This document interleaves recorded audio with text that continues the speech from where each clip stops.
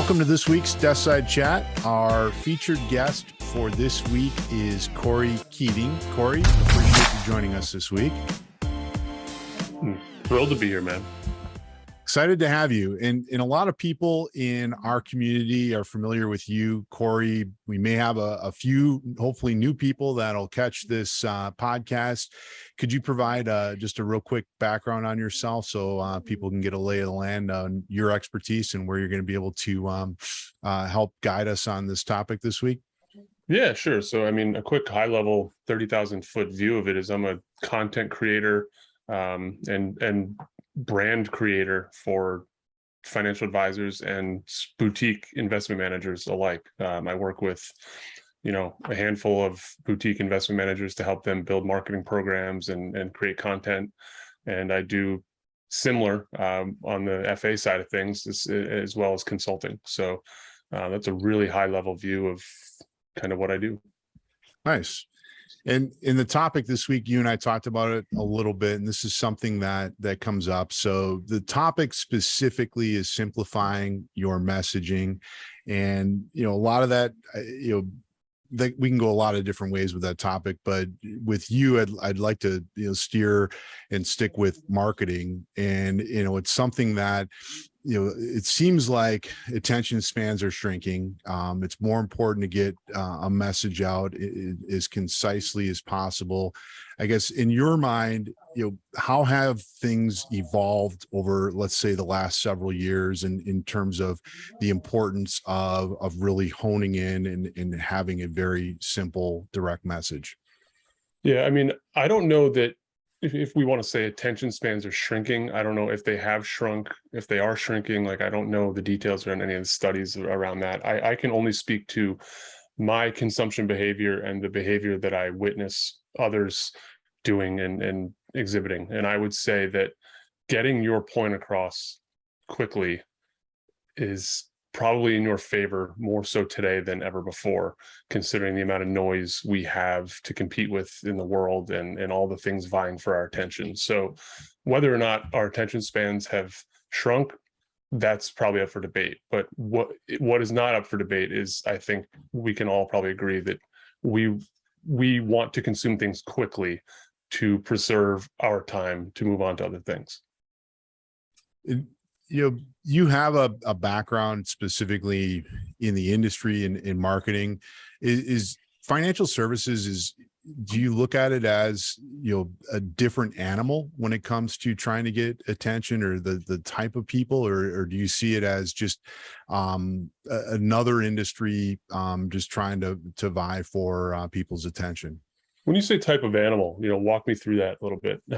Help explain where you're going with that. I guess, simplifying messaging around this topic. One of the big challenges in the industry is you have a lot of noise, hot air. A lot of people want to talk, and in some ways you can even say it's purposefully confusing to the end client, to a lot of the noise that's out there. So I guess in your mind, do you see our industry as being unique in terms of having a more difficult time simplifying messaging? Yeah, that's a good question. And thanks for reframing it a little bit. I don't know that our industry is doing anything necessarily on purpose to confuse anybody, to be honest with you. I think there's a lot of flexing going on based on, I went to Wharton, I went to Harvard, I went to Yale, I've got 23 years of experience managing global assets data, right? There's a lot of that, I think, that has gone on. And I shared this with you back in February when we talked,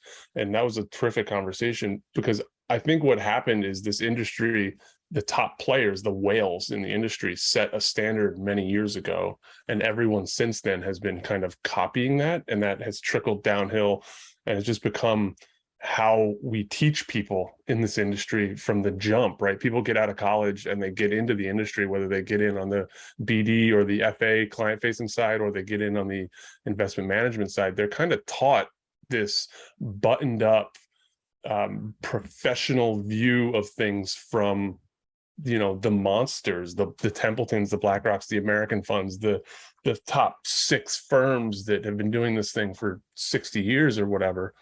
That's how people, I think, are taught. And what I would say is, and what I'm seeing is, there's there needs to be a evolution or revolution taking place from the ground up of saying, we don't consume content that way. We don't consume messaging that way. We consume it from the human level up, the ground up. And I think that's where there's a real opportunity, especially for the folks who are in this room or who watch this, the FAs, right? That's where I think there's a tremendous opportunity for all of you to turn this thing on its head and communicate with your prospects and clients a little differently. Does that make sense? I went on there for a minute.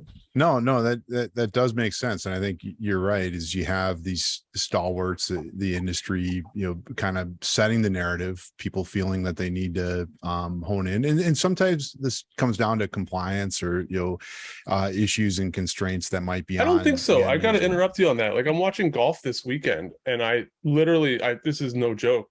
We're preparing food for the kids. I don't know if it was Saturday or Sunday. Had kind of getting an early start to things, and golf was on in the background, and my wife's in the industry as well, and she heard the commercial, and she was like, is that so-and-so firm? Right? It piqued her interest because she's in the business, and it wasn't. It was totally different. It was Pack Life. It wasn't the firm she thought it may have been. But the point is, they all sound the same, and they all put the same commercial out, and that has nothing to do with compliance. That's a check the box, let's try to speak to everybody with our plain vanilla. And I think that is what this industry has really done to a disservice for itself. Like, I think if the industry took a more direct approach or more niche focused approach to the topics they want to address, I think they'd do a much better job with it. Yeah, no, I think that's a good point. And, if you look at, sometimes it comes down to just risk management. I don't want to say the wrong thing and step out, not just compliance issues. So, from a ground up standpoint, for the people that you see who are doing a better job, what are some of the consistent things that you're seeing from, let's say, end advisors in terms of trying to turn this narrative on its head? Consistency, right? They're showing up consistently where the folks that they want to do business are hanging out, whether that be LinkedIn or Facebook or YouTube. They're showing up consistently. They're showing up in a human-centric form. Consumability is a word that I run with all the time. Like, is it consumable?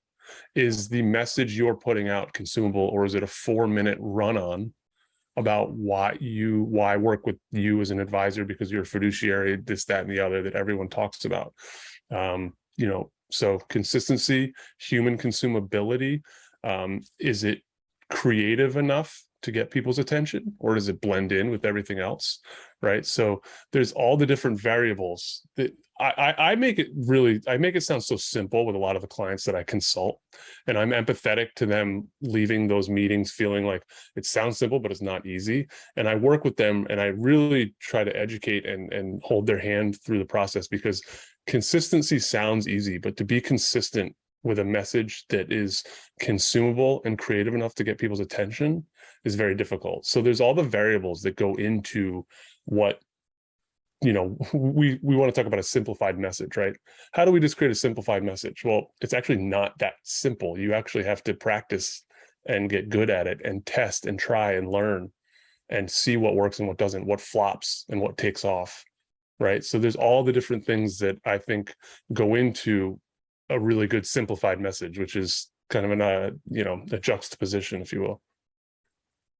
And with the advisors that are, showing up consistently, doing that human messaging and maybe having some creativity around it, what areas should advisors be honing in or focusing on in terms of how the message is being delivered? Do you see any unique benefits or differentiators from video to written to blogging, podcasting?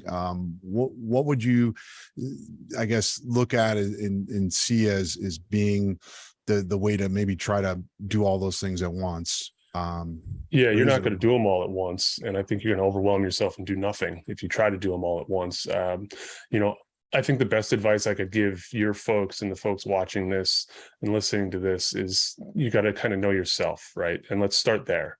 Like, are you charismatic?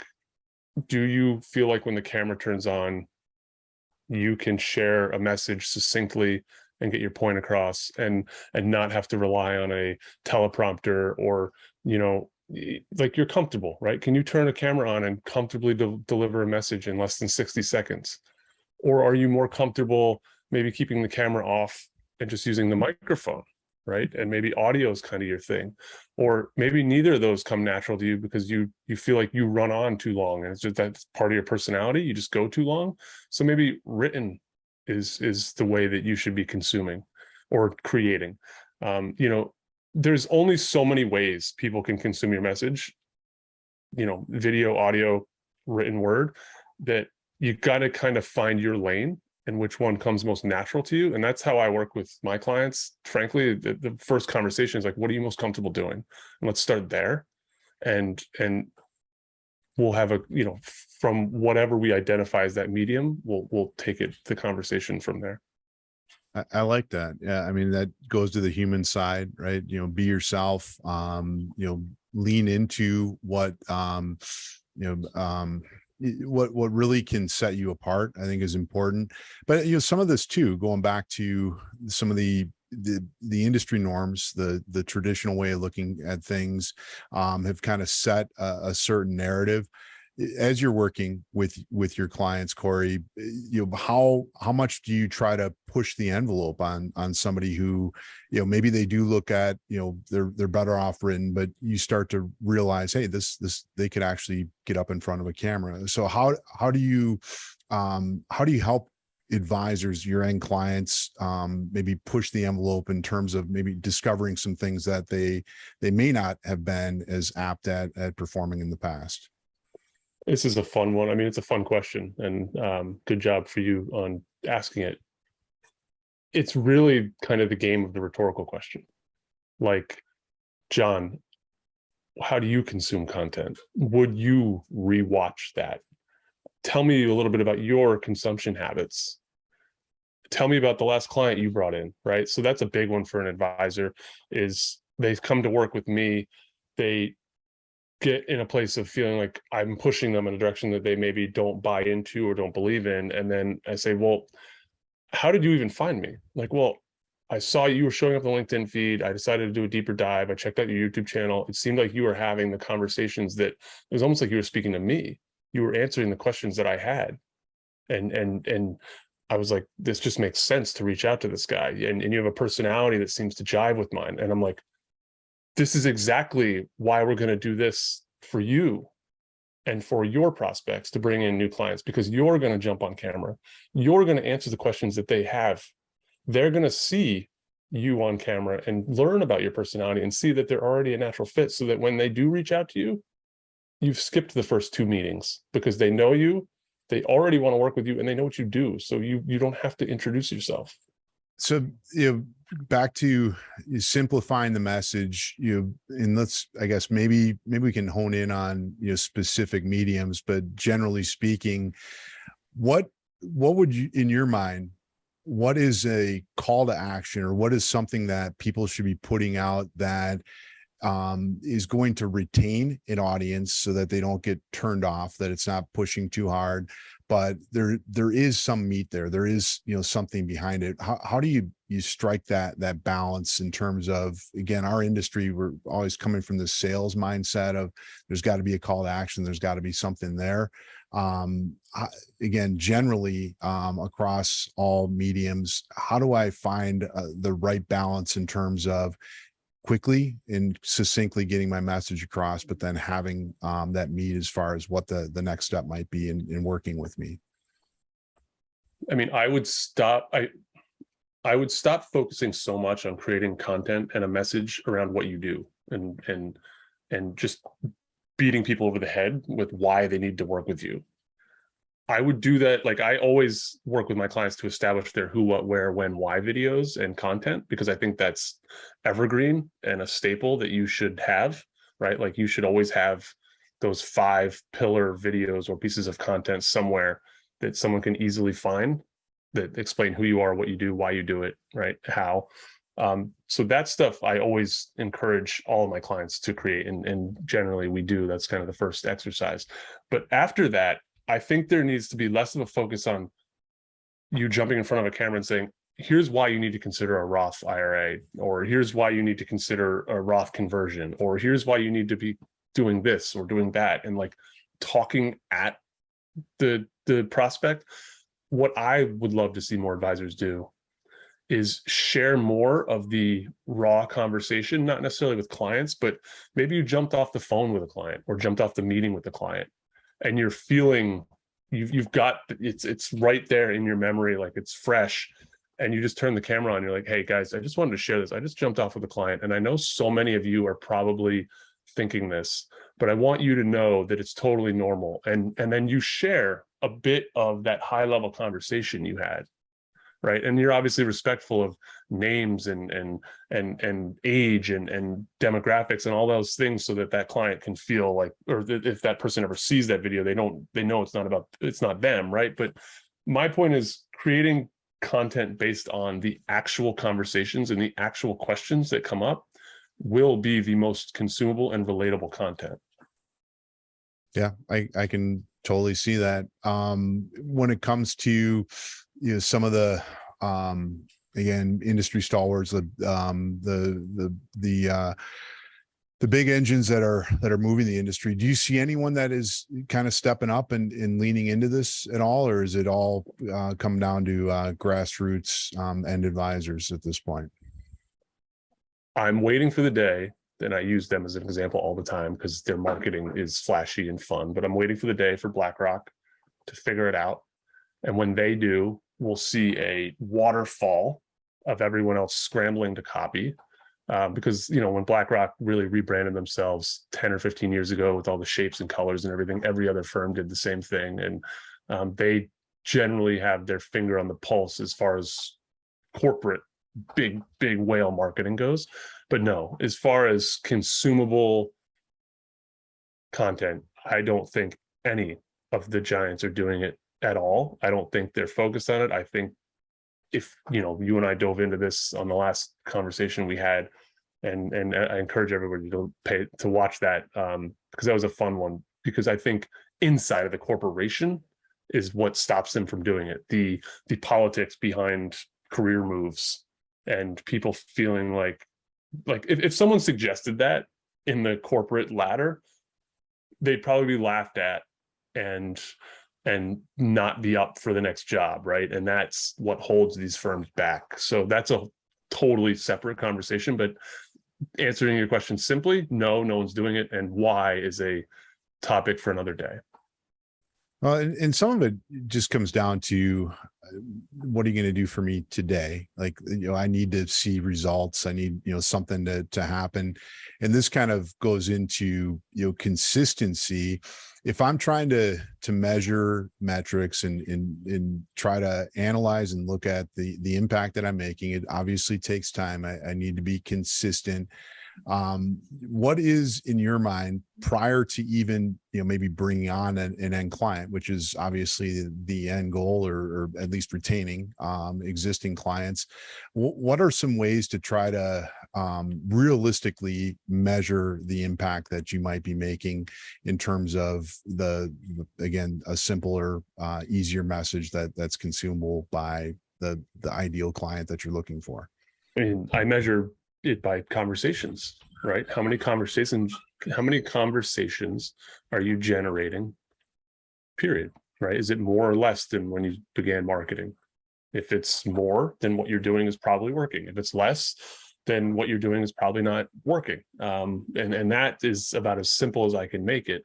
Now, on top of that, I would layer patience. Like, it doesn't happen overnight. It takes 3 to 6 months to really start to work. It also includes all the variables I talked about. Have you been consistent? Have you applied the proper creative? Are you consumable? It's all the different ways of, measuring how it works is easy for me. It's, are you generating more conversations? Then the next question is, why is it or isn't it working? Well, as I mentioned in the beginning, a lot of the people in our community know you and your services. We hopefully are going to be continuing to reach out to a wider audience. If somebody is looking to get in touch with you, Corey, what's the best way for them to get in touch? And if you can maybe just give a real quick idea of what that process looks like in terms of what you've described. And I like how you go into your who, what, why, and where. Each individual is going to be different, but what does that process look like? If you can real quickly spell that out, and what's the best way to get in touch with you? I mean, get in touch with me is easy. Just find me on LinkedIn, shoot me a DM, Corey Keating. I mean, I'm probably, you'll recognize me. There's not too many out there that'll Corey Keating that'll look like me. So that's the easy thing, shoot me a DM on LinkedIn and we'll chat. As far as you're looking for what the first conversation might look like with an FA consultation client. Yeah. So, I mean, somebody, again, the people that know you and that have been around, there's just having you on this week. I heard from several people like, oh, love Corey. I love what he's doing. So I think you've built a brand for yourself, right? And you're known, but there's also a lot of noise out there. And it's like, you could be grouped in with everybody else. Like what makes you different in terms of how you engage with advisors, Corey? That's fun. I mean, look, I've told you this in the past, and I always enjoy these conversations because I think you're a good host. So, give yourself a pat on the back for that. Look, I'm not for everybody, and I shouldn't be for everybody. And your audience and advisors are not for everybody, right? I see some familiar names here watching, and I'm sure that others will watch this on a post-production recording. You can't be for everybody. You have a ideal client in mind, or a subset of ideal clients that you want to work with. So there are folks out there that I would love to work with, but frankly, maybe our personalities don't jive, or someone might not be as willing to be as open or as patient as I need them to be. But the clients that I really enjoy working with recognize that they're willing to come to the table and show their cards and say, look, it just isn't working for me. And typically what this looks like is, it looks like an advisor that has had some success. They've plateaued. They've kind of reached a point in their career or their business that it's comfortable. They can provide a living and a roof over their head and everything, but they want to grow, and they haven't, and they've stalled, and they don't know how to get to that next level. And the world's changed a little bit, right? It's a lot more competitive marketing wise, right? So they call and we talk, and I sit down with them, and I could use you as an exercise here, John. I'd say, what do you have? What do you have in place right now? What does someone find when they Google you? What does someone find when they go to your LinkedIn profile? When they go to YouTube? What do they find out about you on their own? Okay, you tell me, we go through that. That's kind of your current foundation, right? And then I'm like, what's your activity look like? How often? Who are you talking to? Show me, let's see, let's take a look at what you're doing. And you got to be honest. And this stuff's public. I can find it, right? You can't bullshit me. I see that you maybe don't post on LinkedIn as often as you should. And I see that your YouTube channel is maybe a little bit more boring than it needs to be. And I'm not talking about you specifically, John. I'm just, that this is kind of the conversation that we have, where I see that your website is good, but hasn't, you've got this blog feature that hasn't been touched in 3 years, and it looks like a ghost town kind of thing, right? So we have just that honest conversation about what are you doing? Where are you at? Who are you trying to get in front of? Okay, well, maybe your audience isn't on LinkedIn, right? That's a tough one for a lot of people. Maybe that niche audience you want to focus on, unfortunately, it's tough. They're spending a lot of time on Facebook. Or you work at a captive firm and you can't be as aggressive as you'd like to be in marketing. Okay, well, we have to get around that. How are we going to do that? Are we going to do that through, the more of the traditional mediums of print? Like, are we going to do webcasts? Like, what are we going to do? So, a very long-winded way of saying, when I meet with a client, we have that kind of bottom up conversation. What are you up to? What are you doing? Where's your audience? How are you getting in front of them? And we take it from there. Good stuff.